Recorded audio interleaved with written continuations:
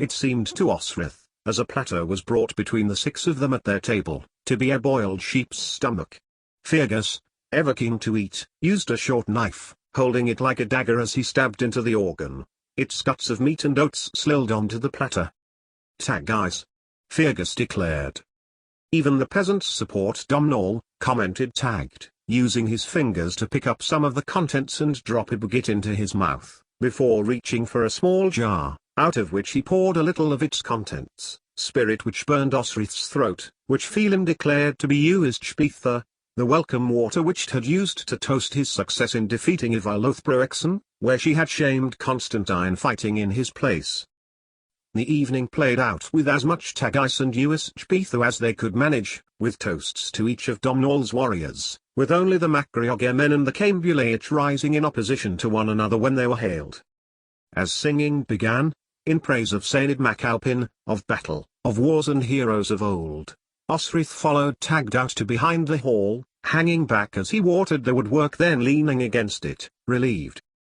She needed to tell someone what Domhnall had charged her with, and she asked him to wait as she did so. But Tagged did not greet her espionage role with quite as much enthusiasm as Osrith had delivered it. "You have had fair warning," he chided her, sternly. Osrith turned to go and he called after her. "Are you not on for drinking?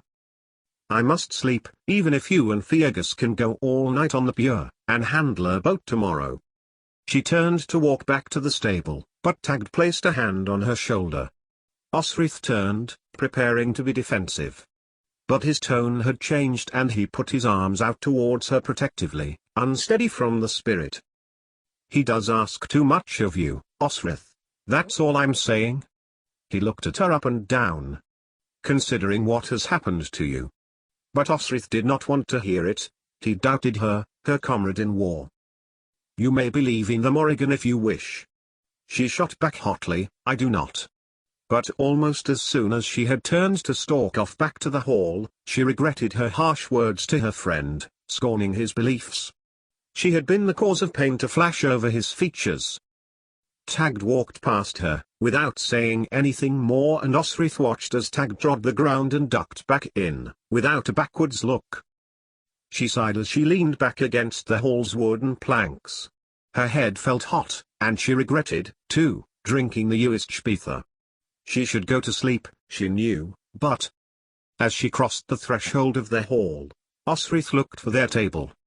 Tagged was seated now, and Fergus and 3 Pictish guards were still there. Should she sit with them again? But, before she had a chance to decide, a hand on her shoulder began to escort her in the opposite direction. Osrith's hand felt for Bue, but it was too late. Greoge MacDungan had pushed her down at an empty table near the royal princes. Osrith could hear Constantine talking matter-of-factly to Domhnall about Dunnottar Castle's architecture and grounds.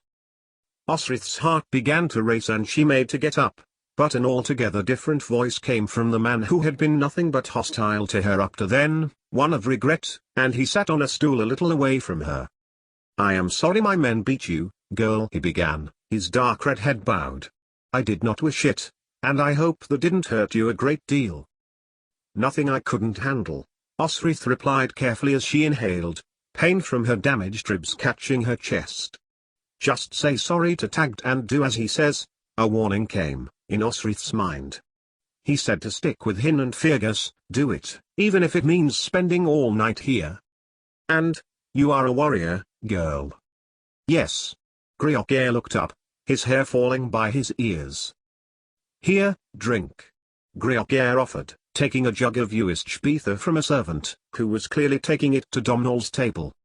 The woman's shoulders dipped and she turned quickly, as an Aaron looked in her direction, clearly waiting for it, and he watched as Greoge poured out an aliquot for Osrith into a cup resting on that table, before taking the whole jug to his own lips.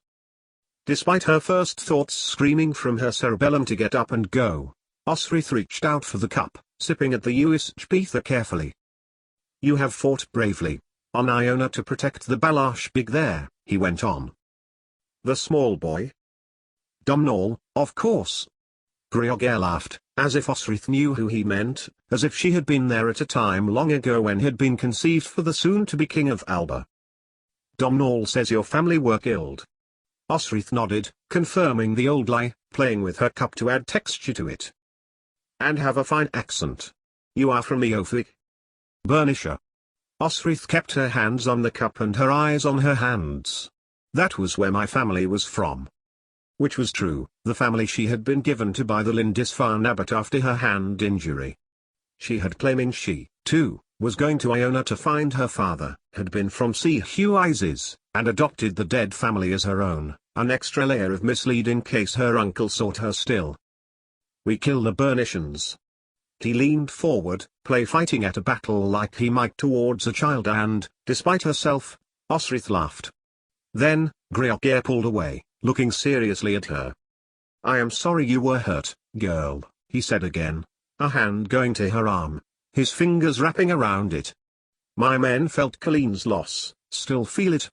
He leaned forward THRN, emphasizing his words. I have told them that you can walk naked amongst them and you will come to not emotive harm. Griogr laughed, at the idea he had created. Let me make it up to you. He reached for yet another jug of spirit from a passing servant, dropping splashes of it into the cup she had drained. Drink, that's it. He encouraged, and smiled at her indulgence. See, we are getting on, are we not? He held on to her arm. Sladayish. Osrith urged. Slower. I do not understand. But Griogr's hand moved up and down her arm, tickling it. You have a fair beast here, climbing up here, he laughed, damn Hanilla. A spider, Osrith's slow mind translated, and a part of her sighed inwardly at his idiocy as he pretended to walk his fingers up her arm. I would have you queen of the whole land, Griogr declared, leaning close to her ear. Osrith could feel his usage-infused breath on her neck as he moved his hand onto her thigh, so suddenly that Osrith missed her chance to back away. Yes, he murmured, pressed the flat of his hand between her betroused legs, fingers searching the bumps of her cunt. Osrith managed to drag his hand away with both of her own, jumping to her feet. She looked up and caught Tagd's eye, who was waving his cup around in merriment as Fergus lay on the table, flat drunk, legs moving to his friend's songs. The Pictish warriors were laughing hysterically at then.